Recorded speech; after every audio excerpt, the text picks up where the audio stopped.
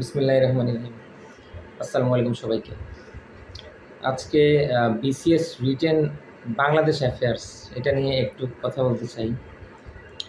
তো বিসিএস রিটেনের সবচেয়ে আমি যদি বলি রেস এগেনস্ট টাইম যদি কোনো টপিক হয়ে থাকে সেটা হচ্ছে আসলে বাংলাদেশ অ্যাফেয়ার্স।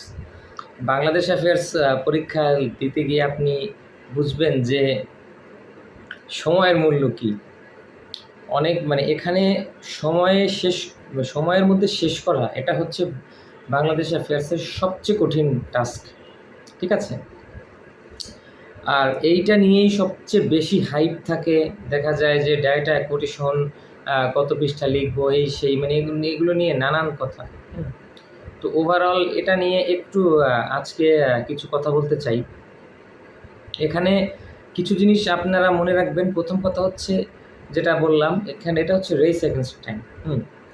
এখানে আরেকটা জিনিস হচ্ছে বেশি লেখার লোভ আপনার সামলাইতে হবে। আপনি কয়েকটা প্রশ্ন খুব ভালো লিখলেন, তার চেয়ে ইম্পর্টেন্ট হচ্ছে সবগুলো প্রশ্ন অ্যাভারেজে ফুল মার্কস অ্যান্সার করে আসা। এটা বেশি ইম্পর্টেন্ট, ঠিক আছে? কারণ এটা কাইন্ড অফ ওই যে একটা কথা আছে না, যে jack of all trades master of none. এটা হচ্ছে কাইন্ড অফ আপনার ওই বাংলাদেশ অ্যাফেয়ার্সের জন্য এটা প্রযোজ্য হবে। আর আরেকটা বিষয় হচ্ছে প্রেজেন্টেশন। খাতাটাকে আপনারা খুব প্রেজেন্টেবল করবেন, ঠিক আছে? খাতাটা হাতে নিলে যাতে সুন্দর লাগে, একটু ভালো লাগবে বা একটু দেখতে ভালো লাগে, এইভাবে একটু সুন্দর করে পরিচ্ছন্ন লেখা। হাতের লেখা খুব সুন্দর হতে হবে তা না, লেখাটা পরিচ্ছন্ন করে হতে হবে, ঠিক আছে? আপনারা সবাই একটা কাজ করবেন, সেটা হচ্ছে আপনারা যখন প্র্যাকটিস করবেন, আমি পার্সোনালি বলবো আপনারা একটু লিগ্যাল পেজ কাগজ একটু কিনে নিয়েন।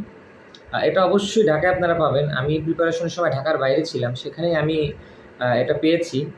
তো লিগ্যাল পেজে একটা সুবিধা কি, আমরা নর্মাল যে খাতায় লিখি এইটা সেই লিগ্যাল পেজের কিন্তু এক না। আপনার কিন্তু টাইম ম্যানেজমেন্টে কিন্তু একটু ডিফিকাল্ট হবে। লিগ্যাল পেজ কিনে তারপরে হচ্ছে আপনারা প্র্যাকটিস করবেন। কারণ দেখা যায় লিগ্যাল পেজের 2 পেজে আমাদের নর্মাল খাতার কিন্তু প্রায় 3 পেজ হয়ে যায়। তো তাতে দেখা যায় আপনার একটু ক্যালকুলেশনে প্রবলেম হতে পারে, ঠিক আছে? তো এই গেল হচ্ছে আপনার কিছু সুপারফিশিয়ালি কিছু কথা বললাম। এবার শুরুতেই আমি বলি যে আমি কি করেছি, আমার টুলস কী ছিল।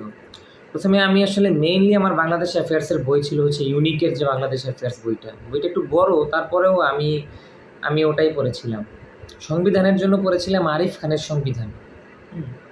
এরপরে ম্যাপ সবসময় আমার সাথে থাকতো, বাংলাদেশ এবং ইন্টারন্যাশনাল অ্যাফেয়ার্সের আমার কাছে একটা ওরাকলের ম্যাপ থাকতো সবসময়। আর রেগুলার আপডেটের জন্য যে আপনার ওই যে কারেন্ট অ্যাফেয়ার্স, তারপর রিসেন্ট ভিউ, আলাউস সাম্প্রতিক, এগুলো আমি সবসময় বের হইলেই কিনে নিতাম, ঠিক আছে? তো এই হচ্ছে আমার টুলস ছিল। এরপরে আসেন ডেটা কোটেশনে আমার টুলস কী ছিল এবং আমি আপনাদেরকে কীভাবে করতে বলব। আমি বলবো সবসময় ডেটা কোটেশন আপনি নিজের মতো করে একটু গুছিয়ে নেবেন। পছন্দনীয় ডেটা কোটেশন নিজের মতো করে একটু গুছিয়ে নেবেন। আমি দেখা যেত তখন আর 38, 40 বিসিএসের বিভিন্ন যারা ছিলেন, বিভিন্ন মানুষ শেয়ার করে বা বিভিন্ন ফেসবুক গ্রুপ থাকে। তো এই সকল কিছু মিলে বিভিন্ন বই আমি নিজের মতো করে কিছু ডেটা কোটেশন লিখে নিয়েছিলাম, ঠিক আছে? আর অর্থনৈতিক সমীক্ষার এবং জনশুমারি খুব ভালো মতো করে রাখবেন আপনারা।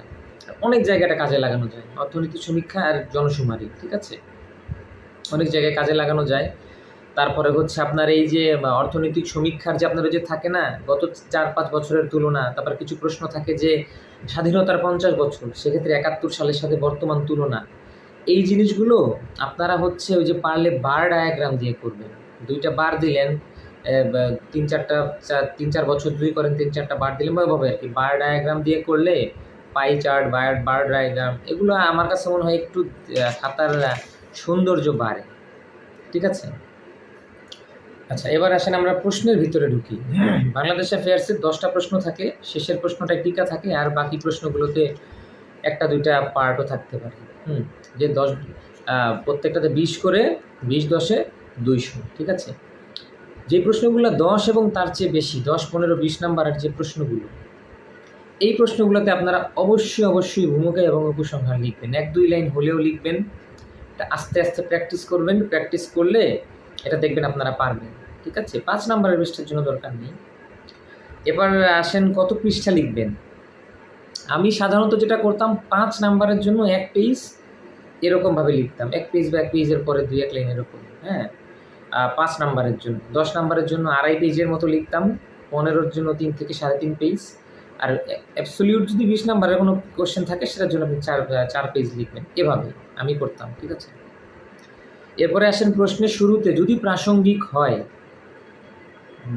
জাতির জনক বঙ্গবন্ধু শেখ মুজিবুর রহমান আর হচ্ছে মাননীয় প্রধানমন্ত্রী শেখ হাসিনা, এনাদের যদি কোনো কোটেশন প্রাসঙ্গিক হয় তাহলে সেটা দিবেন, ঠিক আছে? আর কোটেশনস অন্যান্য যে কোনো প্রাসঙ্গিক কোটেশনস থাকলে শুরুতে একটা কোটেশনস দিলেন, 2 লাইন ভূমিকা, পুরো লেখাটা লিখলাম, লাস্টে 2 লাইন উপসংহার, সুন্দর একটা প্রশ্ন হয়ে গেল। এরপরে আসেন ভিতরে আপনি যত বেশি পারেন পয়েন্ট করে লিখবেন, বুলেট পয়েন্ট করে লিখবেন। আমি যেটা করতাম, বুলেট পয়েন্টের সামনে একটু টিক দিতাম বা একটু এরকম বক্স করে দিতাম বা একটু ডট দিয়ে দিতাম, বুলেট পয়েন্টটা একটু হাইলাইট করার জন্য, ঠিক আছে? পয়েন্ট করে লিখবেন। আসলে আপনি নিজেও খেয়াল করবেন, আপনার সামনে যদি আমি একটা খাতা দেই, যে খাতাটার মধ্যে দেখা যায় অনেকগুলো বর্ণনামূলক লেখা রচনার মতো, আপনার দেখতে ভালো লাগবে না। একই জিনিসটা যদি পয়েন্ট করে লেখা থাকে দেখতে কিন্তু একটু ভালো লাগে, হ্যাঁ। এরপরে হচ্ছে অবশ্যই আপনারা যদি সুযোগ হয় 2টো আলাদা রঙের কলম ব্যবহার করবেন। আমি আগের থেকে এটা আমার অভ্যাস ছিল, আমি আসলে বুলেট পয়েন্ট সবসময় নীল কালি দিয়ে লিখে বা কোটেশনস এই জিনিসগুলো আমি নীল কালি দিয়ে আলাদা কালি দিয়ে লিখতে লিখতে আমার অভ্যাস হয়ে গিয়েছিল।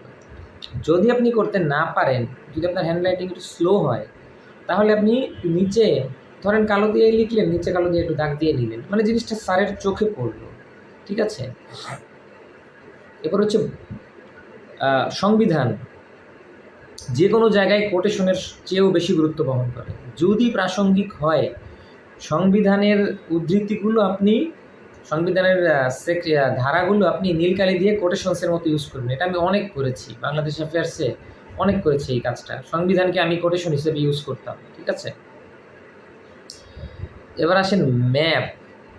এটা আসলে অনেকেই বললে অবাক হয়ে যায়, বাংলাদেশ অ্যাফেয়ার্সে আমি শুধু বাংলাদেশেরই ম্যাপ এঁকেছি 4টা বা 5টা। হ্যাঁ, কীভাবে এঁকেছি বলেন? বাংলাদেশের ভৌগোলিক অবস্থান, আমি একটা বাংলাদেশের ম্যাপ এঁকেছি। বরেন্দ্র অঞ্চল, আমি একটা ম্যাপ এঁকে বরেন্দ্র অঞ্চলটা ইন্ডিকেট করে দিয়েছি। ক্ষুদ্র নৃগোষ্ঠী, আমি একটা ম্যাপ এঁকে ক্ষুদ্র নৃগোষ্ঠীগুলো আমি এই যে সিলেটের এদিকে মণিপুরি বা এই ইন্ডিকেট করে দিয়েছি। এখন এটা আমি খুব অত সুন্দর হইতো না আমার বাংলাদেশের মানচিত্র, দেখে বোঝা যেত যে এটা বাংলাদেশের মানচিত্র। মানে আমি খুব দ্রুত এঁকে আমি একটা প্র্যাকটিসের মতো আমার হয়ে গিয়েছিল, ঠিক আছে? সুযোগ হলে, প্রাসঙ্গিক হলে অবশ্যই ম্যাপ দিবেন। আর ডেটা কোটেশনস নিজেদের মতো করে একটু সুন্দর করে একটু আলাদা পারলে নীল কালি দিয়ে লিখলেন।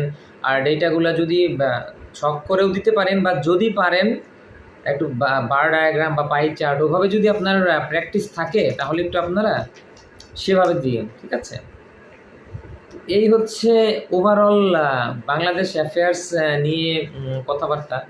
তো বাংলাদেশ অ্যাফেয়ার্স চেষ্টা করবেন ফুল অ্যান্সার করার, তবে একেবারে যদি আপনি না পারেন, একদম আন্দাজে আপনি কখনো অ্যান্সার করবেন না, ঠিক আছে?